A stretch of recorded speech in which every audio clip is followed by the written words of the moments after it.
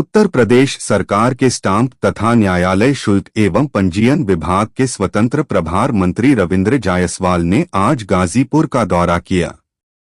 उन्होंने लोक निर्माण विभाग के अतिथि गृह में प्रशासनिक अधिकारियों के साथ बैठक कर जनपद में विकास कार्यों और कानून व्यवस्था की समीक्षा की। मंत्री जायसवाल ने अधिकारियों को मुख्यमंत्री की मंशा के अनुरूप महिलाओं और बालिकाओं की सुरक्षा, संरक्षण, सम्मान और जागरूकता के लिए मिशन शक्ति 5.0 को गति देने के निर्देश दिए।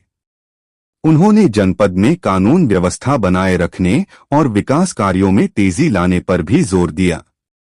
मीडिया से बातचीत करते हुए मंत्री रविंद्र जायसवाल ने आजम खान की रिहाई के बाद दिए गए बयान पर कहा कि जो अब जिंदा नहीं क्या उसे अब जिंदा कर रहे हैं। गाजीपुर में वीर अब्दुल हमीद हैं, बात वहां किया जाए जो हमारे देश का सिरमौर रहा है, उनकी बात किया जाए। कहां आप चले जा रहे हैं उस पर आजम खान का नाम लिए बगैर उन्होंने कहा कि जो अभी जेल से छूटा है वह न्यायपालिका का पार्ट है, न्यायपालिका का अधिकार था, उसे जमानत दे दिया है, लेकिन वह व्यक्ति समाज में जहर पैदा करता है। हमें तो ऐसे व्यक्तियों के खिलाफ भी कड़ी कार्यवाही करने की आवश्यकता है जो देश का माहौल खराब कर रहा हो। जो समुदायवाद, जातिवाद का जहर पैदा कर रहे हो, उन पर भी क्यों न रासुका लगाई जाए, चाहे वह राजनीतिक व्यक्ति हो या गैर राजनीतिक व्यक्ति। समाज का माहौल खराब करने का किसी को अधिकार नहीं है। मीडिया और सोशल मीडिया के माध्यम से कई लोग ऐसे हैं जो देश के जवानों को भी क्षति पहुंचाते हैं। जो सिंदूर ऑपरेशन पर कमेंट करता है वह देशद्रोही है, चाहे वह कोई भी व्यक्ति हो। बरेली बवाल को लेकर उन्होंने कहा कि यह सरकार योगी जी की है।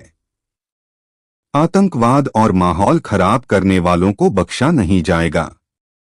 यह सरकार जब किसी और की थी तो उस पार्टी के लोग कहते थे नौजवानों से गलती हो जाती है, लेकिन यह सरकार योगी जी की है।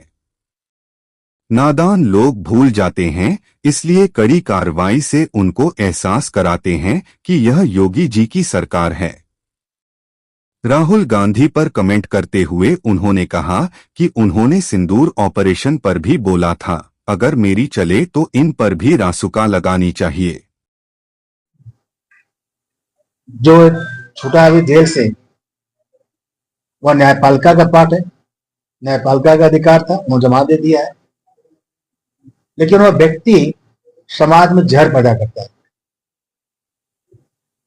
मैं आपके माध्यम से समाज में अपील करना चाहता हूं,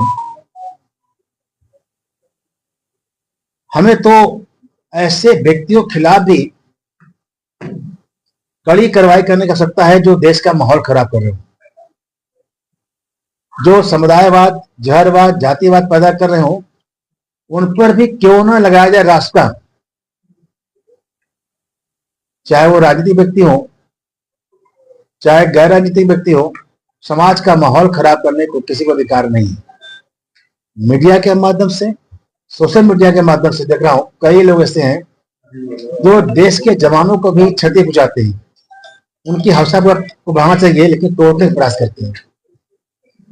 हमें ऐसे लोगों के खिलाफ भी, कोई व्यक्ति कहता है सिंदूर के ऑपरेशन पर कमेंट्स करता है, वो देशद्रोही है, चाहे कोई व्यक्ति हो। आप जहां तक समझ सकते हैं मैं आपको कह रहा हूं वहां समझिए। जिसने भी कहा सिंदूर ऑपरेशन क्या है, क्यों हुआ, हमें प्रमाण दिया जाए, ये सारे लोग देशद्रोही भूमिका में। यह सरकार योगी जी की है। आतंकवाद, माहौल खराब करने वालों को बख्शा नहीं जाएगा। ये सरकार जब किसी और की थी तो उस पार्टी के लोग कहते थे कि नौजवानों से गलती हो जाती है,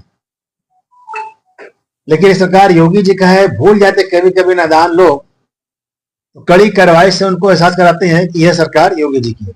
जिसका भी नाम ले रहे हैं, सिंदूर के ऑपरेशन पर इन्होंने भी बोला था अगर मेरे चले तो रास्ता में इनको लगाना चाहिए, इनके ऊपर भी।